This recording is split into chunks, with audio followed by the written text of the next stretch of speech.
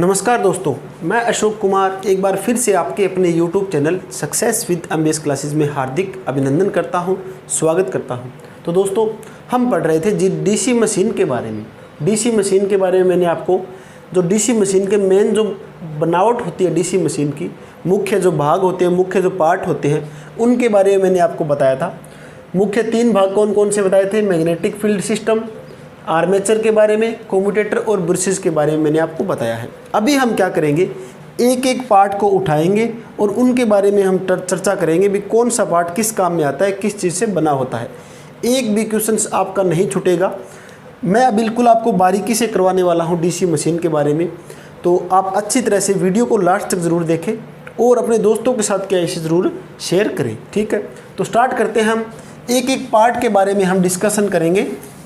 जैसे कि हमारे पास कम्यूटेटर है, तो कम्यूटेटर क्या काम करता है, किस चीज़ से बना होता है, इसके बारे में चर्चा करेंगे। उसके बाद क्या है, हम चर्चा करेंगे जैसे कि हमारे पास अलग अलग जो पार्ट है, स्टेटर है, आर्मेचर है, ब्रशेस है, इन सभी के बारे में हम चर्चा करेंगे। तो सबसे पहला जो भाग मेरे पास है वो है फ्रेम या फिर योक। ठीक है, सबसे पहला जो मेरे पास पार्ट है, ठीक है, वो है मेरे पास फ्रेम, जिसे हम बोलते हैं योक। ठीक है दोस्तों, फ्रेम और योक के बारे में आपको पता होना चाहिए। जो हमारी मशीन होती है, जो हमारी मोटर है, ठीक है, ये मेरी मशीन है, इस तरह से मान लीजिए ये इसका जो बाहर का जो भाग होता है, ठीक है, जो ये बाहर का भाग होता है, इसको हम बोलते हैं योक या फिर बोलते हैं क्या, फ्रेम। ठीक है, इस तरह से हम एक एक करके चर्चा करते रहेंगे। अब क्या है, जो फ्रेम या योक है वो किस चीज़ का बना होता है, एग्ज़ाम के अंदर बहुत बार पूछा जाता है। ठीक है, तो आपको पता होना चाहिए जो मेरे पास छोटी मशीन होगी, ठीक है, जो मेरे पास छोटी जो मशीन होगी, छोटी मशीनों के लिए अलग मटेरियल का बना होता है। ठीक है, छोटी मशीनों के लिए किसका बना होता है, CI का, जिसे बोलते हैं कास्ट आयरन। ठीक है दोस्तों, ये होता है मेरे पास CI कास्ट आयरन, जिसे बोलते हैं डलवा लोहा। दूसरा मेरे पास क्या होता है, अगर बड़ी मशीनों की बात करें, अगर बड़ी मशीनों की बात करें, बड़ी मशीनों के लिए, ठीक है, अब बड़ी मशीन है हमारी, ठीक है, तो उस मशीन के लिए हम कौन से पदार्थ का बनाएंगे, योक या फ्रेम। ठीक है, उसके लिए होगा मेरे पास कास्ट स्टील के बारे में, ठीक है, CS जिसे बोलते हैं कास्ट स्टील। ठीक है, इसे बोलते हैं डलवा इस्पात। ठीक है, ये मेरे पास होता है डलवा लोहा। ठीक है दोस्तों, साथ साथ में हिंदी भी चलती रहेगी और इंग्लिश भी मिक्स होता रहेगा। ठीक है, तो आपको पता होना चाहिए जो फ्रेम या योक है, छोटी मशीन के लिए कास्ट आयरन डलवा लोहा बोलते हैं, बड़ी मशीनों के लिए किसका बना होता है, कास्ट स्टील का, जिसे बोलते हैं डलवा इस्पात। ठीक है, दूसरा मेरे पास भाग है पोल कोर या पोल शू के बारे में चर्चा करते हैं। ठीक है, दूसरा मेरे पास जो मुख्य भाग होगा वो है मेरे पास पोल कोर या पोल शू। ठीक है, दूसरा मेरे पास जो भाग है वो है पोल कोर या पोल शू। ठीक है, ये मेरे पास भाग होता है। इसका मतलब क्या है, मेरे पास जैसे कि आपके पास पोल है, जैसे, ठीक है, ये मैं 2 पोल बना देता हूँ कुछ इस तरह से। ये मेरे पास पोल है एक, ठीक है, और एक मेरे पास यहाँ पर ये 2 पोल है। ठीक है, ये दोनों पोल है। अब पोल कोर कौन सी होगी, जो मेरे पास ये भाग होगा, ये भाग मेरा होता है पोल कोर। ठीक है, ये भाग मेरा कौन सा होगा, ये भाग होता है पोल कोर। और जो मेरे पास इस जूते आकार का जो दिखाई दे रहा है मेरे पास, वो होता है मेरे पास पोल शू। ठीक है, इनके बारे में आपको पता होना चाहिए, पोल कोर और पोल शू किस चीज़ से बने होते हैं और कौन कौन से इसके अंदर मटेरियल होते हैं। तो अब क्या है, मेरे पास पोल कोर जो है वो कास्ट आयरन और जो पोल शू है वो कास्ट स्टील से बना सकते हैं। ठीक है, जो पोल कोर है मेरी वो क्या है, कास्ट आयरन से, और जो पोल शू है वो बनाते हैं हम कास्ट स्टील से। ठीक है, इनका हम मटेरियल चेंज भी कर सकते हैं, ये ज़रूरी नहीं कास्ट स्टील और कास्ट आयरन का ही बनाना होता है। ठीक है, इसके अंदर क्या है, मेरे पास जो पोल कोर और पोल शू जो शू है वो हम रोट आयरन से भी बना सकते हैं। ठीक है। इन दोनों को हम road iron, WROUGST, road iron, ठीक है, इससे भी बना सकते हैं। ठीक है दोस्तों, तो आपको ये पता होना चाहिए रोट आयरन के बारे में भी। तो पोल कोर और पोल शू जो है रोट आयरन से, अगर ऑप्शन के अंदर दिखाई तो रोट आयरन आपको ऑप्शन करना है। अगर इन दोनों के बारे में एक के बारे में पूछा हो, जैसे पोल कोर के बारे में पूछा हो तो कास्ट आयरन होगा, पोल शू के बारे में हो तो कास्ट स्टील होगा। ठीक है, तो एक एक क्वेश्चन हम क्या सारे क्वेश्चंस करते रहेंगे। तो ये बातें पता चली आपको पोल कोर और पोल शू के बारे में। अब क्या है, थोड़ी सी बातें जो हमारे पास इसके अंदर क्या होती है, सिलिकॉन स्टील की पत्तियाँ होती है। पोल कोर के अंदर क्या होती है हमारे पास, सिलिकॉन स्टील की पत्तियाँ होती है। ठीक है, सिलिकॉन स्टील की पत्तियाँ होती है पोल कोर और पोल शू के अंदर। तो सिलिकॉन स्टील की पत्तियाँ ही हम क्यों यूज़ करते हैं, इसके बारे में हम थोड़ी चर्चा करते हैं। सिलिकॉन स्टील क्या काम करता है, जो हमारे पास एक हानि होती है हिस्टेरिसिस हानि। ठीक है, हमारे पास एक होता है हिस्टेरिसिस लॉस। ठीक है, हिस्टेरिसिस जो हानि होती है इसको कम करने के लिए, हिस्टेरिसिस हानि को कम करने के लिए, ठीक है, कम करने के लिए क्या करेंगे हम, जो हमारी पत्तियां होगी उसको किससे बनाएंगे, सिलिकॉन स्टील से बना देंगे। ठीक है, तो ये हमारे क्या काम करेगा, सिलिकॉन स्टील हिस्टेरिसिस हानि को कम कर देगा। ठीक है, याद रखने का तरीका मैं आपको बताता हूँ। कई बार क्या डाउट रहती है हिस्टेरिसिस और एडी करंट के अंदर। ठीक है, तो मैं आपको बताता हूँ थोड़ा। यहीं पर एक नाम और होता है हमारे पास, एडी करंट। ठीक है, यहाँ पर होता है एडी करंट लॉस। ये मेरे पास होती है भंवर धारा हानि।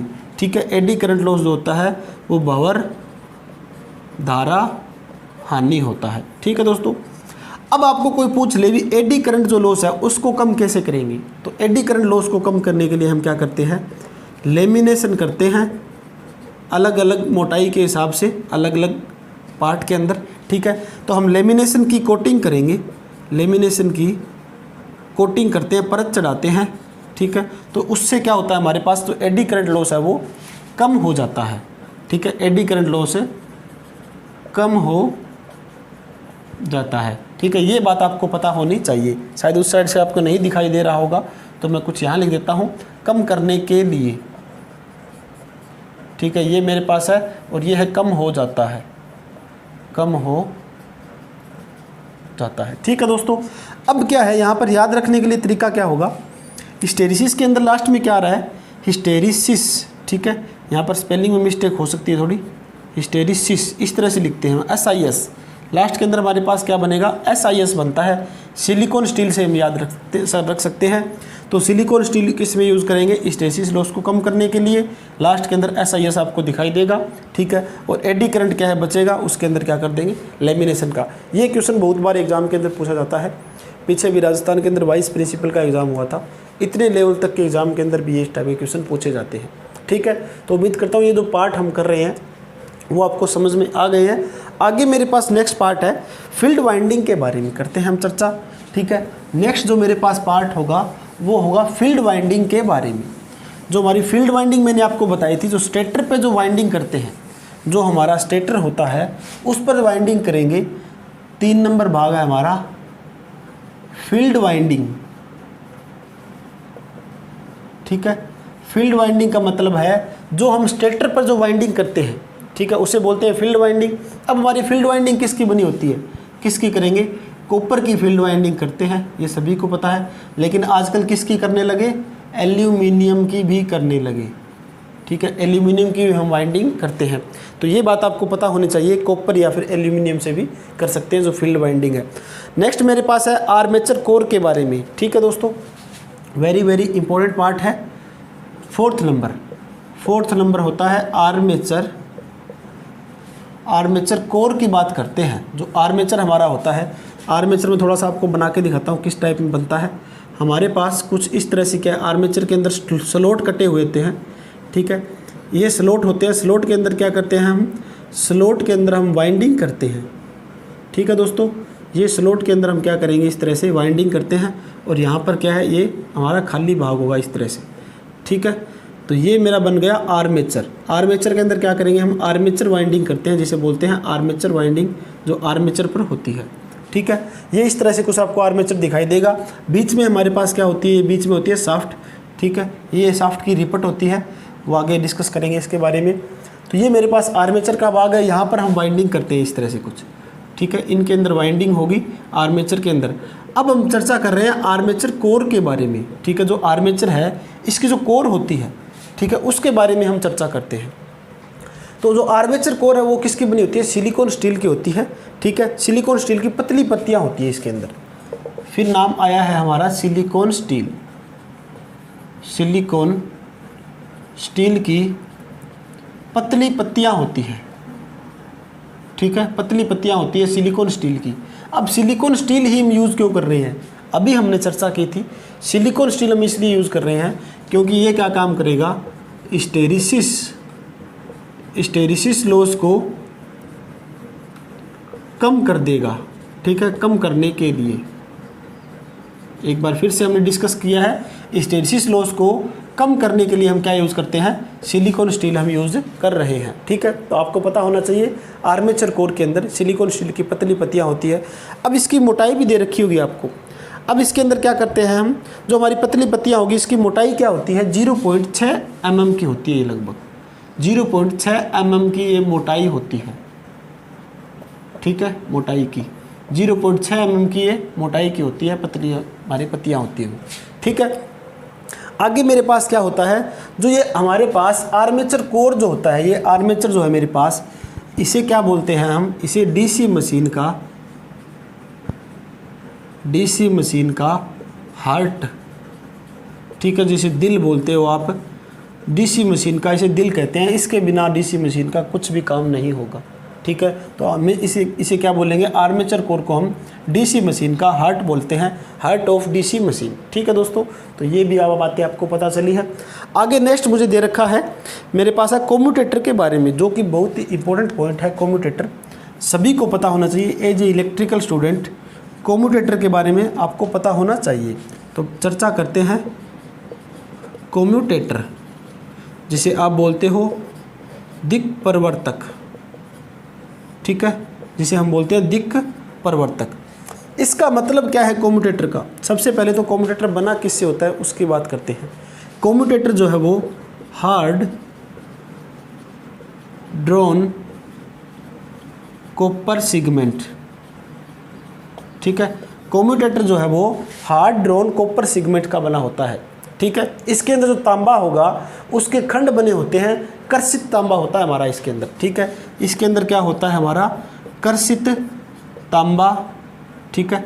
कर्षित तांबा हम यूज़ करते हैं, तो इसे बोलते हैं हार्ड ड्रॉन कॉपर सेगमेंट का ये बना होता है। इसके अंदर क्या होते हैं हमारे, सेगमेंट का मतलब खंड होते हैं इसके अंदर, ठीक है।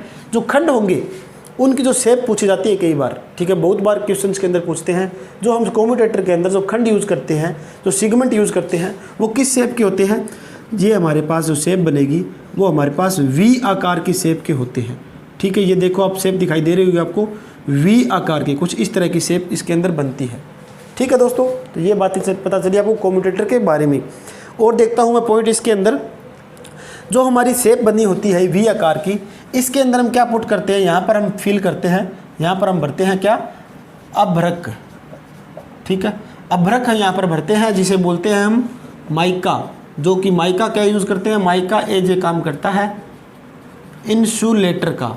इंसुलेटर का मतलब कुचालक का काम करता है माइका, ठीक है। एक एक पॉइंट मैं आपको डिस्कस कर रहा हूँ, एक भी पॉइंट आपका नहीं छूटेगा। डीसी मशीन हो चाहे इंडक्शन मोटर की चर्चा करेंगे, ठीक है। मेरे पास जो सारे नोट्स हैं वो मेरे हैंड रिटन नोट्स है।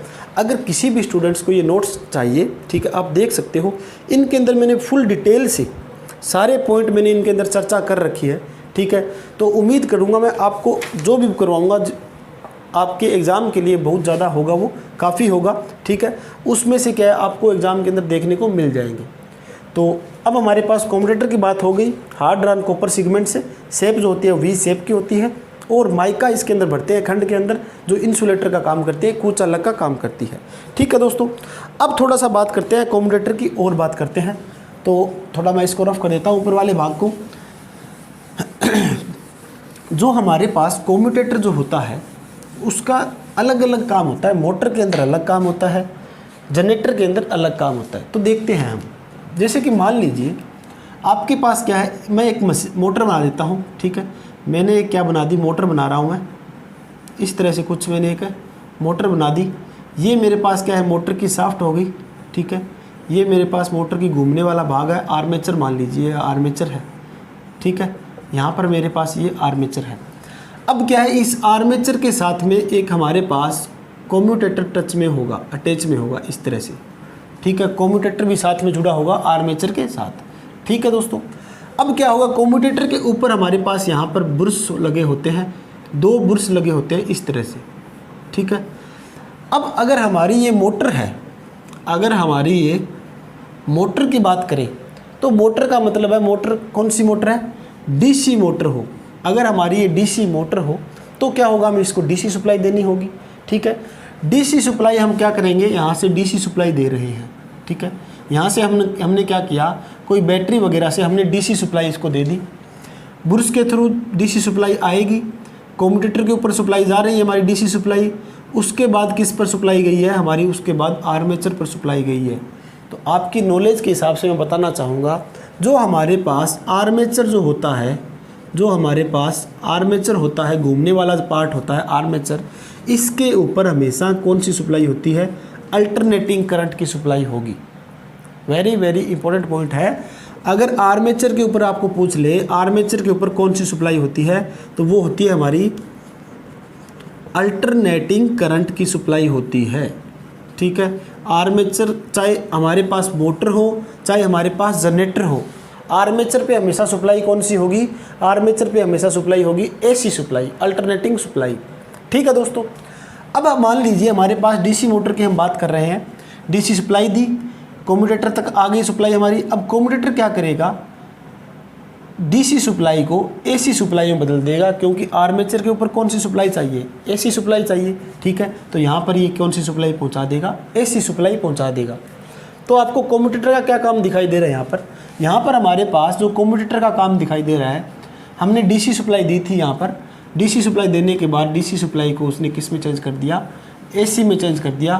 कौन सी कंडीशन के अंदर, ये कंडीशन हमारी है मोटर की कंडीशन के अंदर, ठीक है। मोटर में क्या किया इसने, डीसी सप्लाई को एसी सप्लाई में बदल दिया, ठीक है। वेरी वेरी इंपॉर्टेंट पॉइंट आपके लिए। उसके बाद बात करते हैं जनरेटर की, बात करते हैं आप, ठीक है। अब मान लीजिए हमारे पास है जनरेटर, ठीक है। जनरेटर क्या करेगा, वोल्टेज जनरेट करेगा, सप्लाई देगा हमें। तो मान लीजिए हमें यहाँ पर सप्लाई चाहिए, वोल्टेज चाहिए, ठीक है। अब हमारा जनरेटर कौन सा है, जनरेटर मैंने माना हुआ है डीसी जनरेटर है मेरा, ठीक है। डीसी जनरेटर के अंदर ही क्या है, कम्यूटेटर होता है, इंडक्शन जनरेटर के अंदर कम्यूटेटर नहीं होता, ठीक है। ये बात आगे डिस्कस करेंगे हम। अब क्या है, जनरेटर है, जनरेटर को हम किसी मैकेनिकल फोर्स की द्वारा क्या इसको घुमाएंगे, इसकी शाफ्ट को, आर्मेचर घूमेगा, आर्मेचर घूमेगा तो आर्मेचर के ऊपर क्या बनेगी, ईएमएफ बनेगी। ईएमएफ के द्वारा क्या है, हमारे पास वोल्टेज होती है ईएमएफ, तो वोल्टेज हमें यहाँ पर चाहिए। अब क्या है, इस आर्मेचर के ऊपर जो वोल्टेज बन रही है, जो सप्लाई बन रही है, उसका जो नेचर होगा कौन सा होगा, एसी होगा। अभी मैंने आपको बताया आर्मेचर पे हमेशा कौन सी सप्लाई होती है, आर्मेचर पे हमेशा एसी सप्लाई होती है, ठीक है। अब क्या किया, आर्मेचर ने इस एसी सप्लाई को कम्यूटेटर पे दे दी, आर्मेचर ने एसी सप्लाई को दिया है कम्यूटेटर को।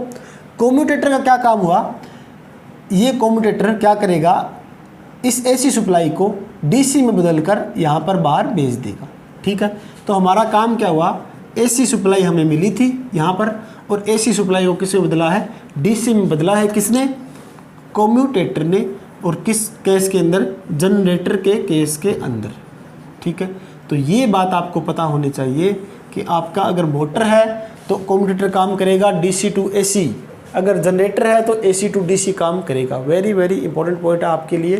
तो उम्मीद करता हूँ आपको ये जो सेशन रहा है कम्यूटेटर का, जो आपको अच्छी तरह से समझ में आ गया होगा, ठीक है।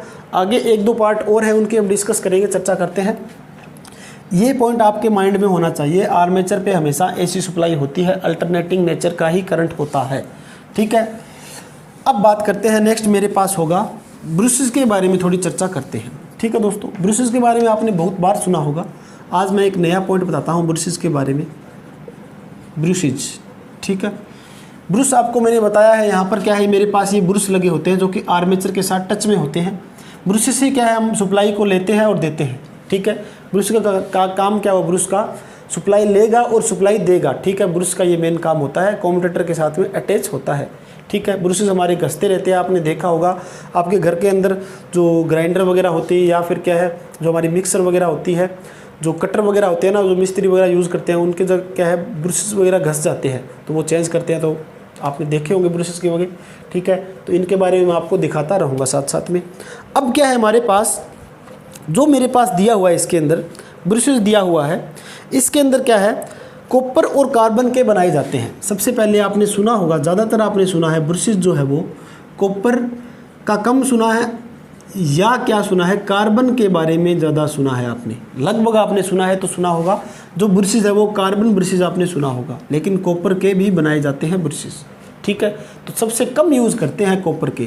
कॉपर के जो ब्रशेस है वो सबसे कम यूज़ होता है, ठीक है। सबसे कम यूज़ करते हैं हम कॉपर के ब्रशेस, ठीक है। और सबसे ज़्यादा यूज़ करते हैं हम कार्बन के ब्रशेस, सबसे ज़्यादा यूज़, ठीक है, सबसे कम यूज, ठीक है दोस्तों। तो ये बात आपको पता होनी चाहिए, ब्रशेस का क्या काम है, कॉपर और कार्बन के बने होते हैं। सबसे कम यूज़ होता है कॉपर का, कार्बन का सबसे ज़्यादा यूज़ करते हैं। काम क्या है इसका, सप्लाई को लेगा और सप्लाई को वापस देने में काम करता है, कम्यूटेटर के साथ में अटैच होता है, ठीक है। अब आगे मेरे पास एक और पॉइंट दिया हुआ है बेरिंग के बारे में, ठीक है। नेक्स्ट मेरे पास पॉइंट है बेरिंग, ठीक है, जिसे बेरिंग बोलते हो आप। बेरिंग का मतलब क्या है, हमारे पास जो एंड हाउस होता है मोटर का, इसे हम बोलते हैं एंड हाउस, ठीक है। लास्ट वाला जो भाग होता है, इसके साथ में क्या है साफ्ट हमारी अंदर डालते हैं इसके अंदर, तो यहाँ पर एक बेरिंग लगा होता है, ठीक है। और यहाँ पर स्टार्टिंग भाग में भी बेरिंग लगा होता है, ठीक है। तो बेरिंग जो है वो किस चीज़ से बना होता है, बेरिंग हमेशा बनाते हैं गन मेटल, ठीक है। बेरिंग का पूछ ले आपको तो गन मेटल या बेबिट मेटल से। वेरी वेरी इंपॉर्टेंट पॉइंट, शायद आपने फर्स्ट टाइम सुना होगा। बेरिंग क्या है, गन मेटल या बेबिट मेटल से क्या है बनाया जाता है। आगे क्या है मेरे पास, अगर हमारी स्मॉल मशीन है, अगर हमारी छोटी मशीन है, स्मॉल मशीन है, छोटी मशीन है, तो उसके लिए बेरिंग कौन सा यूज़ होता है। और अगर हमारी बड़ी मशीन होगी, अगर हमारी लार्ज मशीन होती है, तो लार्ज मशीन के लिए बेरिंग कौन सा यूज़ होगा, इसके बारे में आपको पता होना चाहिए। तो मेरे पास स्मॉल मशीन है, उसके लिए कौन सा बेरिंग यूज़ करेंगे, बॉल बेरिंग हम यूज़ करेंगे, ठीक है, बॉल बेरिंग। और जो मेरे पास लार्ज मशीन है उसके लिए हम करेंगे रोलर बेरिंग। इस टाइप के एग्ज़ाम में बहुत बार पूछा जाता है रोलर बेरिंग, ठीक है। एक बार पीछे अभी हरियाणा में लाइनमैन का जो एग्ज़ाम हुआ था, ठीक है, 2019 शायद वैकेंसी एडवर्टाइजमेंट थी, उसके अंदर जेई का एग्ज़ाम हुआ था, तो उसमें क्या है इसके बारे में पूछा गया था, रोलर बेरिंग कौन सा होता है हमारे पास, कौन सी मशीन के अंदर यूज़ करते हैं, लार्ज मशीन के अंदर। तो उम्मीद करता हूँ आज का जो सेशन रहा, जो पार्ट्स हम मैंने आपको बताए हैं, आपके लिए फ़र्स्ट टाइम, शायद कुछ नाम आपने फ़र्स्ट टाइम सुने होंगे, तो काफ़ी इंटरेस्टिंग रहे होंगे। अपने दोस्तों के साथ इस वीडियो को ज़रूर ज़्यादा से ज़्यादा शेयर करें, ठीक है। और अगर किसी भी फ्रेंड्स ने चैनल को सब्सक्राइब नहीं किया हो तो सब्सक्राइब ज़रूर करें। और अगर आपको लगे वीडियो में कुछ ना कुछ आपके लिए फ़ायदेमंद बातें हो रही है, आपके लिए हेल्पफुल है, तो क्या है लाइक ज़रूर करें और अपने दोस्तों के साथ ज़रूर शेयर करना है, ठीक है दोस्तों। तो मिलते हैं नेक्स्ट लेक्चर के अंदर, धन्यवाद।